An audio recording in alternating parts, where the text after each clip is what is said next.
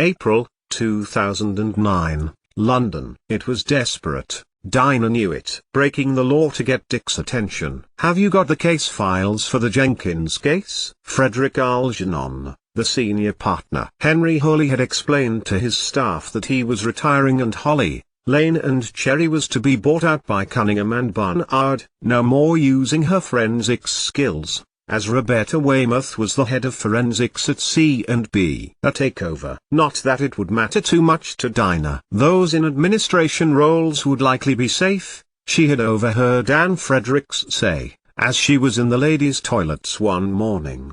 But still, Dinah was shaken, and this had caused her to worry, and this had caused her to spend the weekend at Rose Cottage and remember Richard Poole, as the weight of the letter about eviction and right of land, from Noel Svensson's solicitors pressed into her mind. And this had caused her to want Richard's soothing words, meditative actions, a description of chemical tests, permission to look through the telescope, his constant companion, even in London. "He's not in, love," called a man outside the row of houses not far from Scotland Yard. Dinah turned and saw a man giving her the once-over as she took a step back from the steps. "Or," the man added, ambling over to her, "he's very busy chatting up his dusty books." Dinah took a step away from the door, but could not avoid the man. "Do you know him?" The man grinned, or leered. Later, Dinah would believe it was the latter. Then, she didn't know better. "Dickie boy?" "Ah, yeah," the man told him, and pulled out his wallet. "D.I. Doug Anderson. I work with him." "Yeah? Look, I know a little bar, just over the road. Do ya want a drink while you wait for him?" "One drink?" he encouraged. So a seat in the window of the bar in view of Richard's door, and Doug Anderson's one drink became several, until it became clear that his intention was less than honorable. "My thanks," Dinah had said, and had taken up her bag. But Anderson wasn't going to leave it there. "Dickie boy Poole?" he scoffed. "What's a good-looking girl like you wasting her time with a square like him?" But Dinah didn't look back. Behind, footsteps, and she hurried to the door and into the passageway from the bar and the bookshop on the other side. Anderson followed her and made a grab for her and pushed her up against the wall, leaning in for a kiss, his hands groping at her body. "Ah!" he yelled. A minute later, when Dinah had knees him in the groin. "That's assault of a police officer, that is." But he didn't follow Dinah after that, and she crossed the road hoping that he would answer the door to the house that once she had shared. There was no answer at Richard Poole's door when she knocked, and Dinah decided that he may well be at work, a few hundred yards down the road, and decided still further that she wasn't going to loiter in the street with the likes of Doug Anderson around.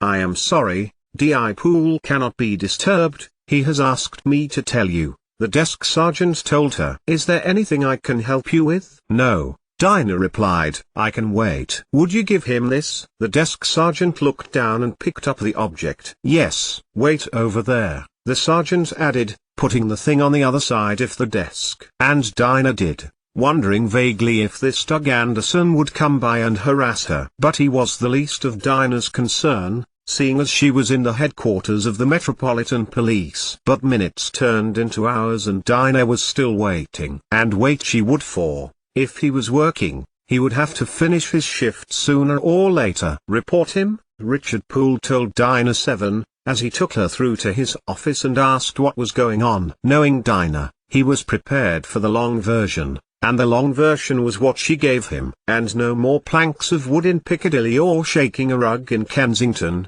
he added. "It was bushy," Dinah told the man she loved. "I know." He got to his feet. "You've gone to a lot of trouble to see me. Are you still angry with me, Dick?" Dinah asked, pointedly. D.I. Richard Poole turned his head. "Angry? I am sorry. I just wanted to be with you. Your father explained to me how important your graduation was." She watched him turn the button over in his hand, the one the desk sergeant had given to him. It had come from his graduation robe, had fallen off when he had taken it off and, uncharacteristically, instead of putting it neatly with the hired gown for repair, Richard had given it to Dinah. "You shouted at Sasha," he reminded Dinah, in medieval French. "She told me to go away. I told her not to lead you on anymore, not to use you, What would James think? In any other person, Richard Poole might have seen that as a manipulative threat, a broken bar, but with Dinah broken bar. You invited me to be with you at your graduation. You're +1, Dinah went on. You wrote it on your file of facts. You wrote to your father and my mother. There was a woman there, said she loved you, and there would be no one else. I was sharp with her, too. Angela broken bar. Richard looked at Dinah in surprise. And then I heard your father tell me that you shouldn't see me ever again. Richard Poole stopped. That was something he didn't know, and so, he asked Dinah to stay with him, gave her another chance, until information came to him from an anonymous source that Rose Cottage, Beacon Hill, which she had bought legitimate, if not conventionally, was being used to store weapons and drugs.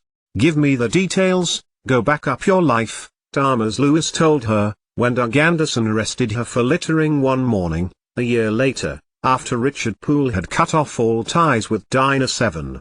The odious man would have pursued a charge or blackmailed Dinah had not the Secret Service agent reminded him of what would be his downfall if ever Anderson interfered with a witness again. But he is in danger? Dinah had asked. And later, where exactly St. Marie? There is no forensic analysis on St. Marie, Thomas Lewis told Dinah, save fingerprinting analysis and basic visuals. Antigua is the hub of the forensics in the Caribbean. Everything goes in there, even Guadalupe's path lab work, first. Later still, Agent Thomas Lewis showed Dinah a piece of paper. Now, I believe you would be able to remember all of this. And later still, even than that, on a sultry evening in her home in Antigua, Wilbur Summerton showed her a piece of paper with an identical string of numbers, letters and code. You remember this? Charlotte had nodded. And you are sure it is exactly the same? Yes, Commissioner, Charlotte Brooke told him. I am absolutely sure. 88,888,888. October 2009, Uppingham, Leicestershire. Dinah's mother had shouted at her from the time she had visited to the time she left a broken bar. But she found out one thing: a broken bar. The phone just rang out when Dinah has nipped out to the red telephone box in the village green. He finally answered. Why won't you speak to me? Dinah asked. I have heard my mother's point of view repeatedly. At volume 3 was silence, but the call was still connected. Dinah waited. My father a broken bar. Father believes we should live our lives separately and I agree. Mother says the same. A broken bar. There was silence again. They abided in silence, often. But this was an uncomfortable one. Beauty broken bar. Dick a broken bar. No, Dinah, Richard Poole replied firmly. I love you a broken bar. Always will a broken bar. Beauty broken bar. He paused. His next words would change the future forever. After Rose Cottage a broken bar. After Svensson a broken bar. Dinah pressed the receiver to her ear, her head dropping. Do not contact me again. A broken bar. Dinah left Uppingham that night for Dorset, back to Beacon Hill. A broken bar. A broken bar. And Noel Svensson came a courtin', and then a threatening, and then a house break-in, and then a blackmailin'. Dinah loved Richard Poole, and took a gamble that forever wasn't infinite. He liked trout, she just wasn't sure if he liked Hampstead. A broken bar. And had met Thomas Lewis. A broken bar. Charlotte Brooke opened her eyes in den cabin of the decrepit smuggling boat, and saw him again. And then she knew that it wasn't about the thing, but the bigger thing. 88,888,888. Present day, decrepit smuggling boat, East Caribbean Sea. No, he had known. Richard Poole opened his eyes. He was lying with his back to the planks in the crawl space. Above him, the light that was just before dawn, the sun's first hurrah, touched his eye, though the carpet of stars was thinking as bright as midnight. Dinah was innocent. Of that he knew. But she had betrayed his trust, betrayed his love, and had involved herself in this. Gone through everything that choosing a life of double-dealing had meant, lying, deceiving. But who had stabbed him? Charlotte. He had seen him aboard this boat, from the CCTV. Charlotte had guessed his name to be, but he was known by another name, here, on Antigua, hidden in plain sight. He had been facilitating the crime ring, the person who had been running the whole show, the whole damn show, counterfeiting, processing drugs, supplying stolen medicines, anything that was need a broken bar. A broken bar, and Richard Poole had known who he had been a broken bar up until then. Richard Poole was absolutely convinced that the leader of the whole of the crime ring, leading young men, vulnerable people into crime to fund Daesh, had been a nom-de-plumed man once known as Noel Svensson, son of Elizabeth Svensson.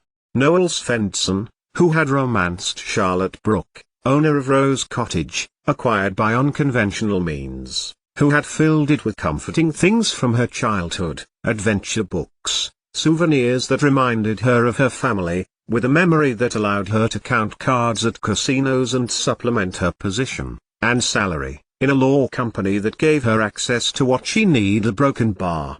And to do that, she thought outside the box. Well, she thought as only Charlotte's brain could, a broken bar. And that's what had attracted Richard Poole's attention. What kind of mind opted to break archaic laws to find out what would happen a broken bar? But she had been attracted to Svensson, a broken bar, and when Charlotte refused to help him, he scared her, a broken bar. She'd run to him, a broken bar, not back to her mother, not home. And Richard had taken her in. Of course he had. It would all be all right, he told her. She could stay with him for as long as she liked. Her job was in London. After all, a broken bar, forget Rose Cottage. She could stay with him forever, a broken bar. And then she disappeared. She was 23, and she had just gone near broken bar. Even now the memory of that day was making his heart beat with the terror, a broken bar. When he had found her, in the place he knew she would be, Charlotte had, he discovered, been making plans to go back to Rose Cottage and be with him. I've spoken to Janet, and she agrees with me, his father had told him. Leave her to the life she wants to lead, forget about her, and live your own. And he had listened. He was glad of the advice. It hurt, there was no doubt about it, but it was right. All had gone well, until 2 years before, when he discovered, by chance, that Rose Cottage had been the conduit for terrorist arms smuggling, ideal for its remoteness and fast links to the M4 and A303, roads that led to London. Guns stored there had been used in terrorism offences around the country. Charlotte had to have been involved. Then, she disappeared for a while. And in the meantime, Richard found her better. But now, he knew he had been wrong. Noel Svensson was in the Caribbean, had indeed used Rose Cottage as an armaments cache. But it had not been with Dinah's consent. How stupid. How very stupid he had been. Noel Svensson was nowhere near to being the person involved in coordinating the crimes here in the Caribbean that were funding terrorism. One it might have been was the man once known as Dr. John Gold, who had for the last 5 years, had also been known as Mohammed Tariq, changing his name and his faith and begun recruiting young, disaffected men to join Daesh. But to do that, he needed money for arms, and for money, he needed to deal in drugs. 5 years, and nearly every drug deal in the Eastern Caribbean went through John Gold, and the money went directly to Daesh. He had gone to the commissioner, of course he had, with his suspicions about Neil Stevenson. Of course Neil Stevenson was Noel Svensson, Selwyn Patterson had told him. But he was not the boss. Then, who is? Richard had asked, desperately. That a broken bar is what I so dearly would like to know. And he had found out, quite by chance, that it was the other way round, a broken bar, and hated himself for not having worked it out himself. I felt sorry for her. She had been hurt, assaulted, if I'm honest with you. Fired a broken bar, and I got to know Hera Broken Bar and fell in love with Hera Broken Bar. All that time he a broken bar, all that time he had thought Charlotte had been aiding and abetting Noel Svensson, a broken bar. He had doubted her, and the thought made him sick. Even when she had sent him the tin, wind-up motorcycle model with the loose fuel cap containing some pre-decimal coins, a broken bar, a sixpence and a threepenny beat, a broken bar. Charlotte Brooke wanted him to know she was there, on Antigua Broken Bar close by. And he had decided she was a criminal. All because of Rose Cottage and Noel Svensson. He had been absolutely convinced of it, until he had got to the forensic laboratory and discovered John Gold a broken bar with a knife stuck in his back, a broken bar just like poor Roberta Weymouth, a broken bar. Because, it was John Gold after all, Mohammed Tariq. He had killed Roberta thinking she had betrayed him, with just her name and associations to go on, the poor woman dying as a result of coincidentally coming on holiday with her work friends to St. Marie. But someone knew Roberta was not the agent recruited by Harris Kerr to work as a forensic analyst in a remote little Caribbean island that few people in the world had heard of. Someone knew Charlotte must be, or worked it out. And she had lost her nerve, played the part of coerced accomplice too well. John Gold had become suspicious, a broken bar. Now Charlotte had been abducted by someone unknown, or rather, unknown to her by the name he was using. And, from what he had seen, Kerr was suspicious. After everything he had made her do. Bastard. Richard stared at the brightening sky. They would be slowing and approaching Guadeloupe, to collect the main consignment, a broken bar. But if it wasn't Noel Svensson who was the boss, he, who had been in St. Marie and couldn't be somewhere else at the time, a broken bar. A bump of the craft sharply meeting a jetty edge brought Richard Poole to focus. The pathology lab flitted past his eyeliner. A broken bar. It could only have been a broken bar. 88,888,888. 2 months before. We have a murder, Camille Bordy answered, to Richard's question. A man, buried on the beach, just uncovered by a child with a bucket and spade. From his desk, D.I. Poole looked inquiringly at his DS. Get samples sent to forensics. Later, the case board had the photo of the victim, a large abdomen wood, and the words, dual citizenship beside it. He was booked on a cruise liner, the Grace, headed for Jamaica, and then, Fidel glanced at the paperwork and then the picture, Martinique, Street, Lucia. Taking him to France, maybe a broken bar, Camille proposed. She watched as Richard Poole's eyes analyzed the caseboard before them, his hand to his mouth. Isn't Wayne meant to be back today with Emsbrook? D.I. Poole asked. He had forgotten. Why had he forgotten? Just then his phone rang, and Richard answered it, knocking against his desk. All right, yes, I'll be right over, he told the someone on the other end of the line. The commissioner. I have some work to be doing with, he broke off as the small motorcyclist made of tin fell off his desk. The cap broke off. Camille, Dwayne and Fidel looked at one another. Yes, well, Richard replied, shrugging. A child's toy. He picked to the pieces and the pre-decimal coins. Shall I throw it away? Camille asked, imminently. Richard Poole shook his head. It seems to be damaged. She added. No, Richard told her, looking over his desk for what he needed to take to discuss with Selwyn Pattison. He took up the pieces and put them in his desk drawer, musing over it. He nearly had it. Presently, in Richard Poole's drawer, its absence was noted.